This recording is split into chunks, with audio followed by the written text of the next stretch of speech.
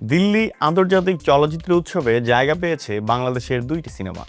দেশের শীর্ষ প্রযোজনা প্রতিষ্ঠান ইমপ্রেস টেলিফিল্মের ব্যানারে নুরুল আলম আতিকের নির্মিত মানুষের বাগান ও তৌফিক এলাহী পরিচালিত নীলপদ্ম প্রদর্শিত হবে ভারতের রাজধানী দিল্লিতে অনুষ্ঠিতব্য এই উৎসবে।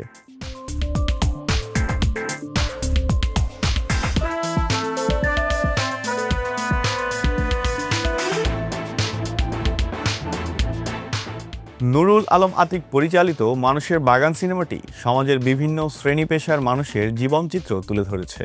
ছবিটিতে অভিনয় করেছেন প্রসূন আজাদ, মনোজ কুমার, জ্যোতিকা জ্যোতি, স্বাগতা, মুনিরা মিঠু, মাহমুদ আলম, দীপান্বিতা মার্টিন ও অর্চিতা স্পর্শিয়া। সিনেমায় মানুষের বাগান শিরোনামে একটি গান করেছে ব্যান্ড দল চিরকুট। গানটির গীতিকার নাহিদুর রহমান আনন্দ। সিনেমাটির পোস্টার বেশ ভাবনা জাগা নিয়া।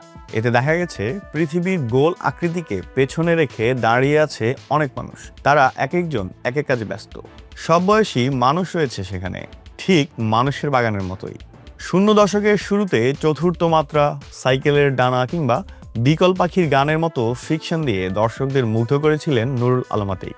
2010 সালে ডুব সাঁতার নির্মাণ করেছেন তিনি। এরপর করেছেন পেয়ারার সুবাস ও লাল মোরগের ঝুঁটি। এই লাল মোরগের ঝুঁটি আবার জাতীয় চলচ্চিত্র পুরস্কারও পেয়েছে।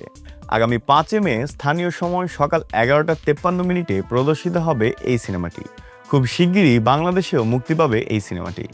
অন্যদিকে দিল্লির এই উৎসবে প্রদর্শিত হবে তৌফিক এলাহী পরিচালিত নীলপদ্ম। সিনেমাটি দৌলদিয়ার যৌনকর্মীদের জীবন, পরিচয় ও অধিকার নিয়ে একটি গভীর ও সংবেদনশীল গল্প নিয়ে নির্মিত। সিনেমার প্রধান চরিত্র নীলা। যৌনপল্লীতে তার বেড়ে ওঠা। সে জানে না তার জন্ম পরিচয়। সে জানে না এই যৌনপল্লীতে যৌনকর্মী হিসেবে কেন সে বেড়ে উঠেছে। সবসময় এই জীবন ছেড়ে একটা সুন্দর স্বাভাবিক জীবন চায় নীলা। সে সুযোগও আসে। একসময় সে একজনকে বিশ্বাস করে তার হাত ধরে যৌনপল্লী ছেড়ে যায়। ভাগ্যের নির্মম পরিহাসে আবারও এই জীবনে ফিরে আসতে হয় তাকে।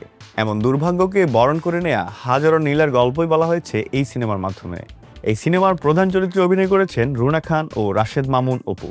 সঙ্গে রয়েছেন রোকেয়া প্রাচী, সুজাত শিমুল, শহীদ আলী ও একে আজাদ সেতু।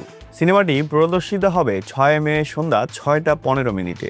বেশ কয়েক বছর ধরেই আন্তর্জাতিক মঞ্চে বাংলাদেশের প্রতিযোগিতামূলক উপস্থিতি বেড়েছে। বিশ্বের মর্যাদাপূর্ণ সব সিনেমা উৎসবে জায়গা পাচ্ছে বাংলাদেশি সিনেমা। তারই ধারাবাহিকতায় এবারও যুক্ত হলো দুটি সিনেমা।